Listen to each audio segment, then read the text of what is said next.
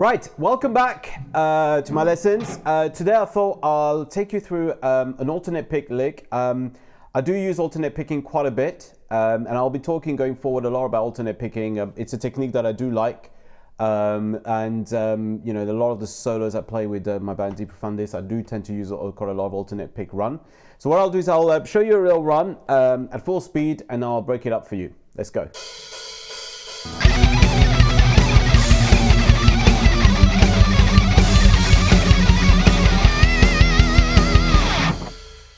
Right. Okay. So let's have a little breakdown of this lick. We're pretty much hovering around, going from a B to a E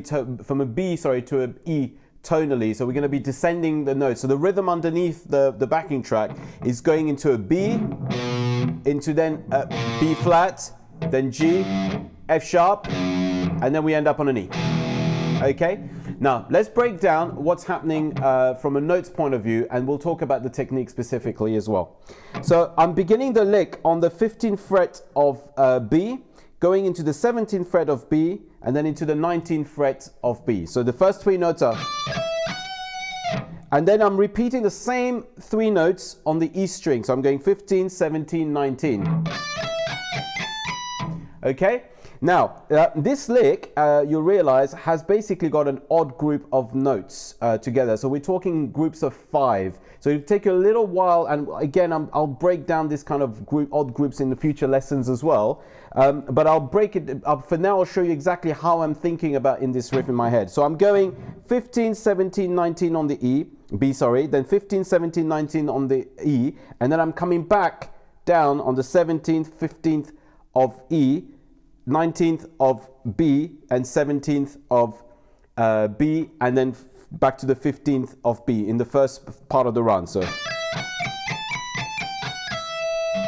okay. Now, just to highlight, the 17th fret of B when I'm coming back is effectively the last note in that group, in the whole group. So it'll be two groups of 5 notes. So let's count those out. 1, 2, 3, 4, 5. 1, 2, 3, 4, 5.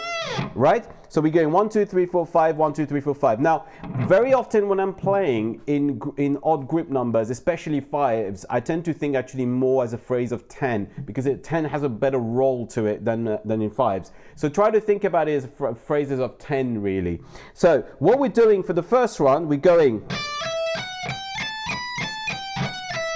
and then we restart the run for the second time. And then what happens on the second time, instead of going back to the 15th, we can actually go down to the 14th to start the second phrase. But we'll talk about that in a minute. Before we look at that, let's look at what's going on with our right hand, because effectively this is an alternate pick it run. And just for those of you who are not familiar with alternate picking, the idea is, as it says, that every stroke that you're playing is going to be a down followed by an up, down, up, down, up, down, up. So that's the metric you're going to be using, down, up, down, up, down, up. Now, the down, up motion is okay when you're playing on one string. So you are going down, up, down. The problem happens when you're going to jump over the next string. And in this case, what we're going to be doing, we're going to be going on an upstroke on the E string, which effectively we call this an outside picking. So what is happening with our pick movement, we're going down, and up. So we're going over the string and hit an upstroke. Now, at this point, I will make a little note to the series by Troy Grady, Breaking the Code, which every guitarist is raving on for the last few years, and I do urge you to go and watch it, where he talks about pick slanting. And pick slanting is nothing more than a movement that you should really have in your head, which is when you're moving through odd numbers of notes per string, you're better off slanting your pick slightly upwards, because that way, when you're finishing on an upstroke, you only have to just reach out for the string above much more easily. Again, pick slanting is a topic on its own. I urge you to watch the Troy Grady series to really get a good idea. So let's carry on this lick. So we're going 15, 17, 19, upstroke on the 15th of E, downstroke on the 17th of E, and then upstroke on the 19th of E. Then we're going to be coming back for the next group of 5, starting on the down. And then on our way back, it's again an outside picking where we're going over the string to come back to the B string. Right. So let's again play this very slowly, and we can start looking at the notes in the second part of the lick.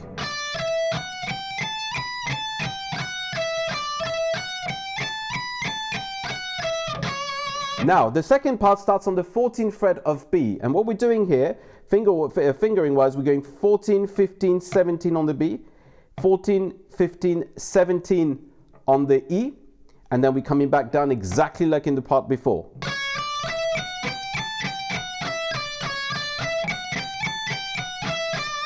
The second time, we're not going to go back to the 14th because we're going to start the third phrase.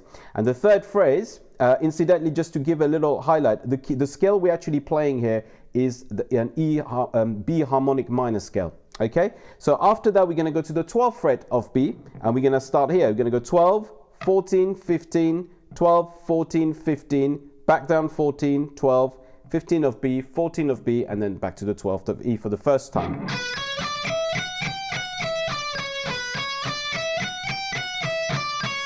And then the second time, instead of going back to the 12th, we're going to go to that 11th fret. And this is where we can really hear the harmonic minor scale of the B harmonic minor scale, because we're playing the major 7th off of B. So here, this is probably the hardest part of the lick, because we're going to have a sort of slightly unusual little stretch. What we're going to be doing, we're going to go 11th of B, 12th of B, 14th of B, and then here this is unusual little stretch where we're going to the 10th of E, then playing the 12th of E, 14th of E, back into the 12th of E, 10th of E, back into the 14th of B, 12th of E, and then we restart the lick. So we're gonna go.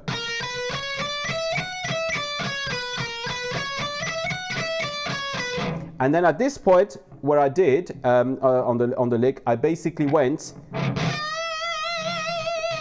big bend on the 15th fret of B to finish off the solo. Now, just to give you an idea why I did that bend, my progression was finishing with an E chord. So by bending that 3rd fret, that 15th fret of B, I was landing on the E at the end with a vibrato there. So let's just play the lick very, very slowly, and then you can start practicing it. Remember, everything is alternate picked.